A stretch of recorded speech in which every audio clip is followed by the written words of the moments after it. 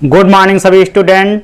आज हम जो हमारी प्रश्नावली कक्षा 10 में चल रही थी 1D, तो उसमें कुछ सवाल बचे थे, सवाल नंबर 9, 10 और 11। तो इनको हम सबसे पहले कराएंगे, उसके बाद अगली प्रश्नावली स्टार्ट होगी। तो पीछे जो मैंने सवाल कराए थे उनको आप लोग बढ़िया से फेयर करिएगा और अच्छे से समझिएगा और कई बार उनको रिवीजन करिएगा।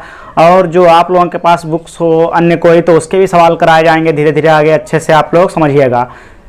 तो चलते हैं आगे हम अगला सवाल बताने। अब हम कक्षा 10 की जो प्रश्नावली 1D है उसमें जो 9वां सवाल है अगला, उस पर बात करेंगे, उसको समझाएंगे। उसके बाद 10 और 11 बचेंगे, उनको कंप्लीट करा के फिर नई प्रश्नावली स्टार्ट होगी। तो 9वां सवाल क्या कह रहा है ये देख लीजिए। बिना भाग विधि के 15/4 + 5/40 को दशमलव के रूप में व्यक्त करो। तो इसे हमें दशमलव के रूप में व्यक्त करना है। कैसे करेंगे बिना भाग दिए, तो ये मैं पिछले वीडियो में भी बता चुका हूँ। तो सबसे पहले तो हम ये भिन्न हल करेंगे, साधारण सी भिन्न हल कर लेंगे। जो हमारी इसकी संयुक्त भिन्न जो बनेगी उसको हम दशमलव के रूप में क्या करेंगे, बदलेंगे। कैसे बदलेंगे पहले ही आप लोगों को बता दे रहे हैं। अंश और हर होता है, हर में हम क्या करेंगे 100, 10 या 1000 या 10,000 या 100,000, मतलब 1,00,000, ऐसी कुछ स्थिति बनाएंगे। और फिर बाद में उतने जीरो, जितने नीचे जीरो होंगे शून्य, उतने हटा के ऊपर उतने संख्या बाद दशमलव लगा देंगे। तो इस प्रकार से हमारा बिना भाग किए हुए दशमलव के रूप में व्यक्त हो जाएगा। तो हम देखते हैं, पहले दी गई भिन्न को नोट करते हैं। दी गई भिन्न कौन सी है, 15/4 + 5/40। अब इसको हमें क्या करना है, सबसे पहले इसे सॉल्व कर लेंगे। हम सॉल्व करते हैं 15/4 + 5/40। यहाँ 40 है, यहाँ भी 40 बनाने की कोशिश करें तो 10 से गुणा, 10 से ऊपर गुणा, अंश और हर में 10 से गुणा करेंगे। 15 × 10 चौक 40 + 5/40, इसे कहते हैं हर समान करके भिन्नों को हल करना। तो देखिए आगे क्या करते हैं हम।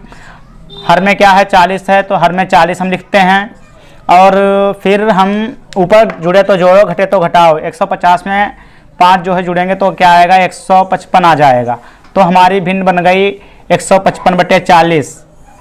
इसको दशमलव में हमें बदलना है, अभी ये आंसर नहीं है, इसको हमें दशमलव में बदलना है। तो हम क्या करेंगे, बिना भाग किए हो, तो यहाँ 40 है, कुछ ऐसा करो जीरो बढ़ें और 1 बन जाए यहाँ। तो सबसे पहले हम 5 से गुणा करेंगे, 5 × 20, तो एक और जीरो बढ़ जाएगा। और यहाँ पे 4 है तो क्या हो जाएगा, 2 हो जाएगा।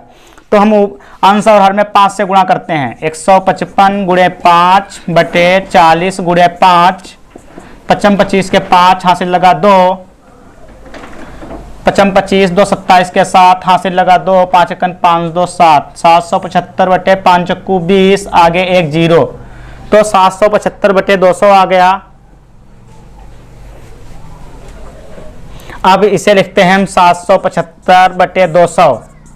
अब किस चीज से गुणा करें कि यहाँ पे 1 आ जाए, तो 5 से अगर गुणा कर दें तो 5 दूनी 10 होता है। तो यहाँ भी 5 से करनी पड़ेगी, अंश में भी और हर में भी। तो क्या करेंगे, ऊपर 55 25 के 5 हासिल लगा 2, 5 35, 2 37 के 7 हासिल लगा 3, 5 7 35, 3 38, और अपान में क्या होगा, 5 दूनी 10, अब आगे 2 जीरो, क्या आ गया, 1000 आ गया नीचे। हमने कहा था नीचे क्या बनाने की कोशिश करेंगे, 100, 10 या 1000 या 1,00,000 ऐसे बनाने की कोशिश करेंगे। अब क्या होता है, जब इस टाइप का बन जाता है, यहाँ 1 है तो जितने जीरो काटेंगे उतनी संख्या वाला दशमलव लगा देंगे। तो आंसर कितना आया, 3.875। ये हमारा आंसर आ गया। क्या कह रहा था, इस भिन्न को दशमलव के रूप में बदलो। क्या करके बदलना है दशमलव के रूप में, बिना भाग किए हुए, तो इस टाइप से बदलेंगे। तो नेक्स्ट 10वां सवाल है, परिमेय संख्या 257/5000 के हर को 2n × 5m के रूप में व्यक्त करो, जहां m तथा n ऋणात्मक पूर्णांक हैं, और तथा बिना विभाजन के इसका दशमलव प्रसार ज्ञात करो। तो यह भी सवाल हम बता चुके हैं। इसके हर को कैसे हम इस रूप में बदलेंगे वो भी सिखा चुके हैं। और उसके बाद दशमलव प्रसार जो है, दशमलव प्रसार कैसे करेंगे ये भी सिखा चुके हैं। तो ये आप लोग कर सकते हो, बता देते हैं कैसे कर सकते हो आप लोग। पहले लिखोगे दी गई संख्या, जब पेपर में आएगा तब सबसे पहले आंसर नंबर 10, फिर ऐसे लगाएंगे कि दी गई संख्या, दी गई भिन्न लिख लेंगे। क्या दी गई भिन्न है, 257/5000। इसके बाद में क्या करेंगे हम 5000 के गुणनखंड करेंगे अभाज्य। तो यहाँ पे करते हैं 5000 के अभाज्य गुणनखंड। 2 से काटो, 2 दूनी 4, 1 10, 2 पंचे 10, 0 0, फिर 2 से काटो, 2 1 2, 2 दूनी 4, बचा 1 10, 2 पंचे 10, फिर 2 से काटो, 2 छंग 12, 2 दूनी 4, 2 पंचे 10, फिर 5 है लास्ट में तो 5 से कटेगा, 5 1 5, बचा 1 10, 5 दूनी 10, ये 12 हो जाएगा, 5 दूनी 10, 2 बचा 25, 55 25, फिर 5 से 5 दूनी 10, 55 25, फिर 5 से 55 25, 5 1 5। तो इस तरीके से हमारा ये अभाज्य गुणनखंड हो गए 5000 के। अब हम इसको क्या करेंगे, इसके नीचे लिखेंगे। तो 257 बटे 5000, इसके हर को किस रूप में अभाज्य गुणनखंड करके 2 की पावर n इंटू 5 की पावर n के रूप में लिखा है मैंने। तो देखिए 257 बटे, इसको लिख देंगे 2 कितनी बार है, 1 2 3, 3 बार, 2 की घात 3, गुणे 5 कितनी बार है, 1 2 3 4 बार, 5 की घात 4। ये हमारा एक आंसर आ गया है। फिर कह रहा है जो भिन्न है इसको किस में बदलो, दशमलव प्रसार करो बिना विभाजन विधि के। तो मैंने बताया था विभाजन विधि अगर आपको भाग नहीं करना है तो कैसे प्रसार करेंगे। तो हम नीचे 1000 या 10,000 ऐसे बनाने की कोशिश करेंगे। तो यहाँ पे किससे गुणा करते हैं कि नीचे और 0 बन के 1 बन जाए। तो 2 से गुणा करते हैं, 2 पंचे 10, तो 1 नीचे आ जाएगा 10,000। तो करते हैं दशमलव प्रसार लिख के, दशमलव प्रसार कैसे करेंगे, 257 बटे 5000। तो इसमें हम करते हैं गुणे, ऊपर भी 2 से नीचे भी 2 से, अंश और हर में 2 से गुणा करने पर लिख देंगे, कराएंगे। 2 से 14 के 4, हासिल लगा 1, 2 पंचे 10 से 11 का 1, हासिल लगा 1, 2 दूनी 4 1 5, ये 514, 2 पंचे 10 और आगे 3 0। तो कितनी संख्या हो गई, 4, नीचे कितने जीरो हो गए, 4 जीरो हो गए। तो अब क्या करेंगे हम, 4 जीरो ये हटा देंगे, ऊपर दशमलव लगा देंगे। दशमलव कितनी संख्या बाद लगेगा, 1 2 3 4 संख्या बाद, तो दशमलव यहाँ पे लगाएंगे 1 जीरो बढ़ा के। तो हमारा आंसर क्या आया, 0.0514। ये हमारा आ गया आंसर, दशमलव प्रसार हो गया। इस प्रकार से यह 10वां सवाल कंप्लीट हो गया। 11वां भी बहुत इंपॉर्टेंट सवाल है, उसे भी देखते हैं।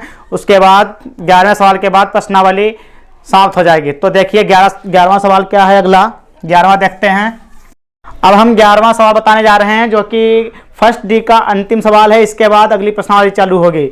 यह सवाल क्या कह रहा है, निम्न दशमलव प्रसारों में बताइए कौन कौन परिमेय हैं। यदि जो परिमेय है तो क्यू के विषय में आप क्या कह सकते हैं। तो आप लोगों को अभी पॉइंट मैंने समझाए थे, उन्हीं से यह सवाल लगेगा।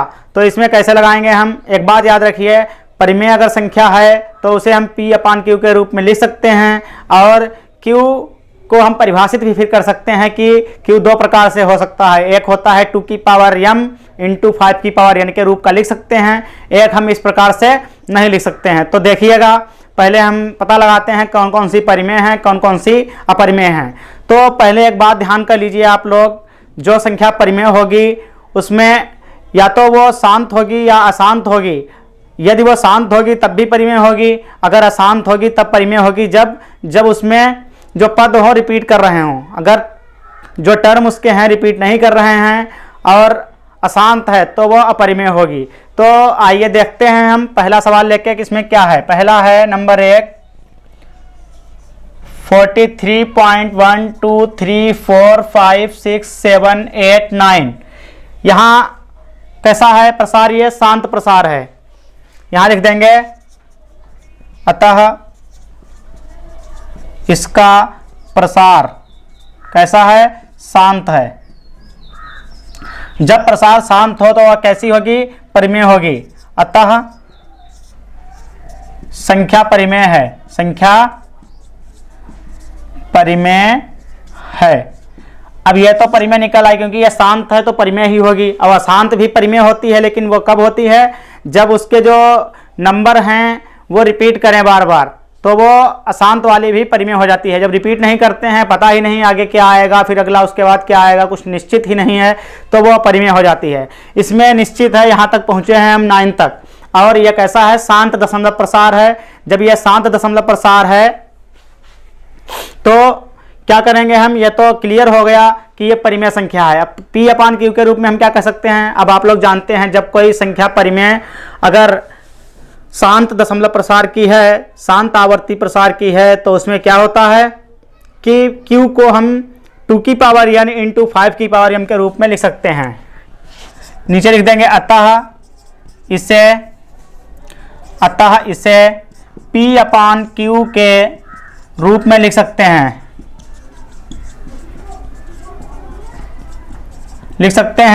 जहां Q के बारे में हम क्या कहेंगे, देखिए जहां Q जो है वो किसके बराबर होगा, 2 की पावर n इंटू 5 की पावर m के रूप का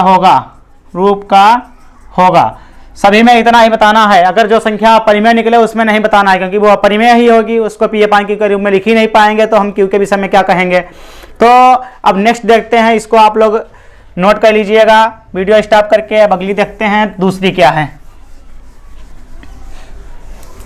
दूसरी जो संख्या है उसे लिखते हैं हम यहाँ पे, देख लीजिए आप लोग, 0.12001200120000 4 बार 0। अब आगे डैश डैश डैश है। अब इससे ये पता चल गया, पहले तो एक बात तो क्लियर हो गई इसमें कि ये अशांत है, प्रसार कैसा है इसका, अशांत है। अब हम देख रहे हैं कोई चीज रिपीट हो रही है, देखो 120 फिर 120, आगे फिर आना चाहिए था यहाँ से, ये 120 फिर 120, आगे फिर 120 आना चाहिए था, लेकिन आगे 120 नहीं है। यह जो संख्या है वो, इसका प्रसार जो है वो निश्चित नहीं है क्या आगे आएगा, यानी कि एक तरीके से कहा जाए तो अशांत है तो अशांत ही, लेकिन साथ में इसके जो पद हैं निरंतर रिपीट नहीं कर रहे हैं, नॉन रिपीटिंग है। तो नॉन रिपीटिंग है तो क्या करेंगे, लिख देंगे अतः दी गई संख्या अपरिमेय है, नीचे लिख देंगे तथा इसे P अपान Q के रूप में नहीं लिखा जा सकता है,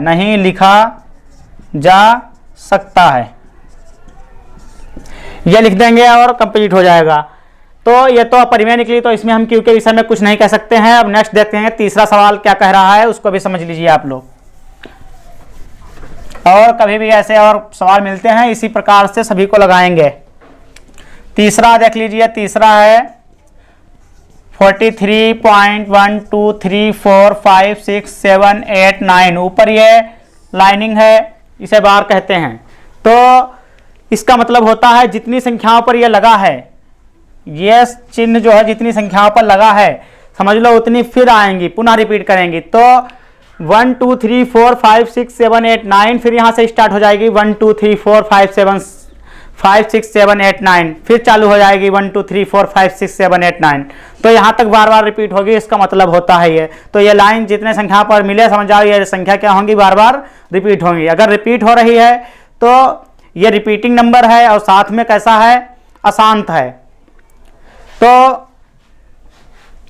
क्या कहेंगे हम इसे, यह संख्या हो गई परिमेय। पहली बात तो ये परिमेय हो गई। परिमेय क्यों होगी, एक शांत होती है तब भी परिमेय होती है, अशांत जब होती है परिमेय जब रिपीट करे।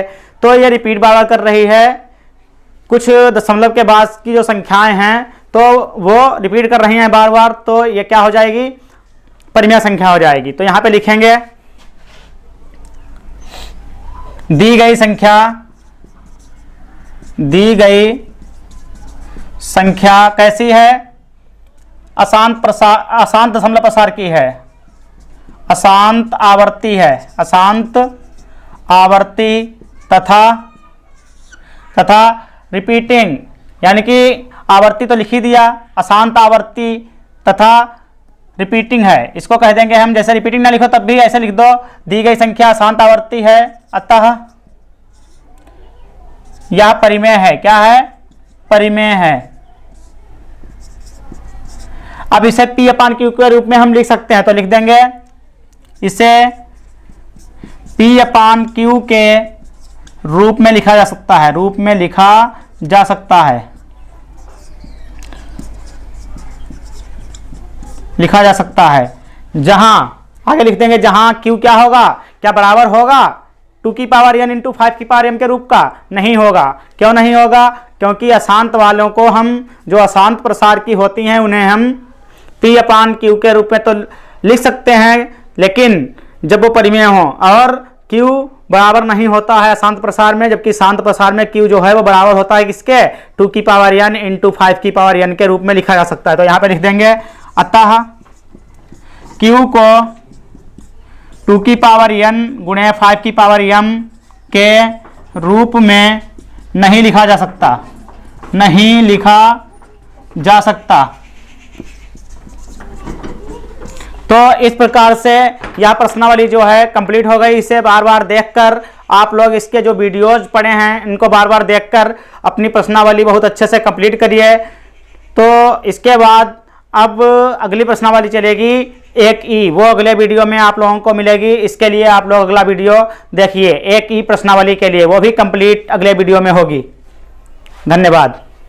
और भी इस तरह के वीडियो देखने के लिए सब्सक्राइब करिए मेरा YouTube channel multi unity classes. धन्यवाद।